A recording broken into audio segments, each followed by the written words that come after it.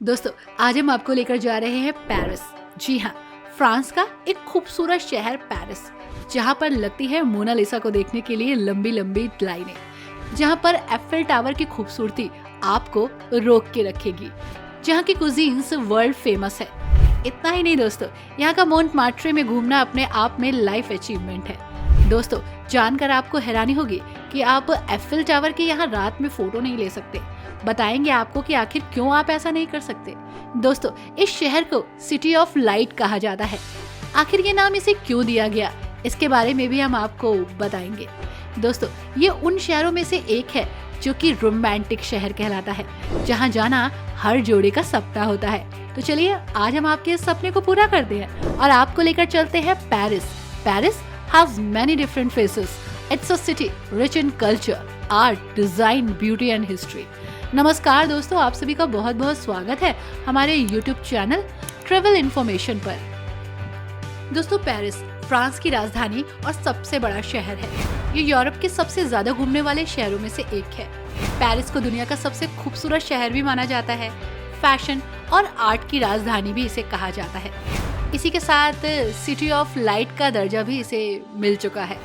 Paris में Eiffel tower, arc D ट्रियोम्फ और lower जैसी मशहूर इमारतें आपको देखने को मिलेगी। यूनेस्को का हेडक्वार्टर भी यहीं पर मिलेगा। इतना ही नहीं, पेरिस में कई इंटरनेशनल हवाई अड्डे हैं, यानी कि यहाँ जाने और आने में आपको कोई दिक्कत नहीं होने वाली। ये खूबसूरत शहर सीन नदी के किनारे बसा है, जो इसकी खूबसूरती में चार चांद लगा देता है। वैसे दोस्तों, पेरिस फ्रांस का सबसे बड़ा नगर और उसकी राजधानी तो है ही, साथ ही 105 वर्ग किलोमीटर में फैला है और ये दुनिया के सबसे रोमांटिक शहर के रूप में जाना जाता है। वर्ल्ड फेमस जगहों के साथ साथ ये शादीशुदा नए जोड़ों के लिए भी किसी स्वर्ग से कम नहीं है। 19 मिलियन से अधिक पर्यटक यहाँ हर साल आते हैं। न्यूयॉर्क, लंदन और सिंगापुर जैसे लोकप्रिय शहरों से ये शहर कई आगे है। इसी के साथ दोस्तों, पेरिस के बारे में ऐसी बहुत सारी बातें हैं जो शायद आपको पहले नहीं पता होंगी। आप ये तो जानते हैं कि पेरिस को सिटी ऑफ लाइट कहा जाता है, लेकिन ऐसा क्यों कहा जाता है शायद ये नहीं जानते होंगे। ऐसा कहने के दो कारण हैं। पहला कारण तो ये है कि 17वीं शताब्दी में यहाँ पर ज्ञानोदय हुआ, यानी कि ज्ञान का उदय, और उसके बाद बुद्धिजीवी लोग यहाँ आए। उन्होंने अपने विचारों को लोगों तक पहुँचाया और उनकी रोशनी में ही ये शहर रोशन हुआ, और इसीलिए इस शहर को द सिटी ऑफ लाइट कहा जाता है। दूसरा कारण ये है कि पेरिस स्ट्रीट लाइटिंग को अपनाने वाला सबसे पहला यूरोपियन शहर बना, जिसने स्ट्रीट लाइट को एक्सेप्ट किया। आज एफिल टावर भी रात में अपनी जगमगाती रोशनी से इस पूरे एरिया को रोशन करता है, और सीरियसली सिटी ऑफ लाइट का जो प्रिंसिपल है वो यहाँ पर सच होता नजर आता है। वैसे दोस्तों, आपने बहुत कुछ सुना होगा पेरिस के एफिल टावर के बारे में। जैसा कि सब जानते हैं कि एफिल टावर फ्रांस की आन बान और शान है। पर्यटकों को ये अपनी ओर आकर्षित करता है, करे भी क्यों ना, विश्व के 7 अजूबों में से एक जो है। इस इमारत का निर्माण 1889 में फ्रांस में हुआ, विश्व मेले के एंट्री गेट के रूप में। जिस समय ये टावर बनकर तैयार हुआ था, उस दौरान इसे इमारत को दुनिया की सबसे ऊंची इमारत के रूप में जाना जाता था। बाद में इस टावर को तोड़ने की भी प्लानिंग हुई थी, लेकिन इसकी खूबसूरती और सुंदरता की वजह से इसे तोड़ा नहीं गया, बल्कि सहेज कर रख लिया गया। जानकर आपको हैरानी होगी दोस्तों कि एफिल टावर का कुछ प्रतिशत हिस्सा सर्दियों में सिकुड़ जाता है। कहते हैं कि 6 इंच तक ये हिस्सा सिकुड़ जाता है। वो इसलिए क्योंकि एफिल टावर को मेटल से तैयार किया गया है, और मेटल ठंड के दिनों में सिकुड़ता है और गर्मियों में फैल जाता है। दरअसल एफिल टावर अपने समय में विश्व की सबसे ऊंची इमारत हुआ करती थी, लेकिन 1930 में न्यूयॉर्क की क्रिस्टल बिल्डिंग ने ऊंचाई के मामले में इसे पीछे छोड़ दिया। जानकर आपको हैरानी होगी कि एफिल टावर के कोई भी रात में फोटो नहीं ले सकता। ये यहाँ का नियम है, और अगर आपने ऐसा किया तो गैर कानूनी माना जाएगा। एफिल टावर की लाइटें पेरिस के कॉपीराइट के अधीन आती हैं। अगर आप एफिल टावर की रात में तस्वीर लेना चाहते हैं तो आपको गवर्नमेंट ऑफ फ्रांस से परमिशन लेनी पड़ेगी, और उसके बाद ही आपको यहाँ पर इजाज़त मिलेगी एफिल टावर की रात में तस्वीर लेने की। जी हाँ, जो कि सबको मिलती भी नहीं है। एफिल टावर के टॉप पर जाने के लिए आपको 1665 सीढ़ियाँ चढ़नी होगी, लेकिन थक जरूर जाएंगे, लेकिन जो नज़ारा देखने को मिलेगा वो बेहद ही खास होगा। इमारत को आप 90 किलोमीटर दूर से देख सकते हैं, जो आपकी खूबसूरती को और चांद चांद लगाती है। एफिल टावर पेरिस में सबसे अधिक देखे जाने वाला स्मारक है दोस्तों, लेकिन ऐसा हम सोचते हैं, ऐसा है नहीं। एफिल टावर वास्तव में पेरिस में सबसे ज्यादा देखी जाने वाली स्मारक नहीं है। एफिल टावर पेरिस के सबसे बेशकीमती स्मारकों में चौथे नंबर पर आता है। एफिल टावर जब बनाया गया था तब ये बहुत ज्यादा लोकप्रिय नहीं था, हालांकि ये आज दुनिया की सबसे ज्यादा पसंद की जाने वाली और सबसे ज्यादा देखी जाने वाली इमारतों में से एक है। पेरिस के लोग शुरू में एफिल टावर के प्रशंसक नहीं थे, लेकिन बाद में ये इस पर दिल न्यौछावर कर बैठे। एक बात और है जिसे जानकर आपको हैरानी होगी। आपको पता है दोस्तों, पेरिस के लोग कुत्तों से बहुत प्यार करते हैं। हर 7 पेरिस वासियों पर एक कुत्ता मिलेगा।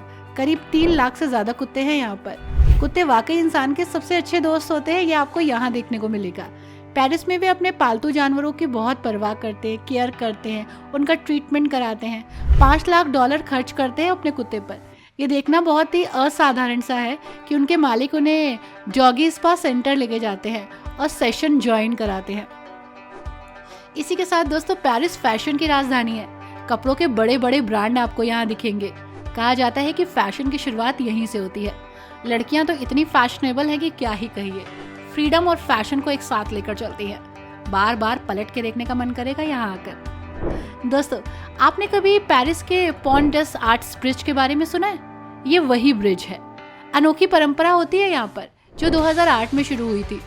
यहाँ जोड़े आते हैं और ताले पर अपना नाम लिखते हैं, उसे लॉक करते हैं और इस पुल पर लगा देते हैं। प्यार के प्रतीक के रूप में चाबी को सिन नदी में फेंक देते हैं। हालांकि अब यहाँ पर प्रतिबंध लग गया है, क्योंकि वजन ज्यादा हो गया है, जिसकी वजह से सारा लोड जो है वो पुल पर आ जाता है।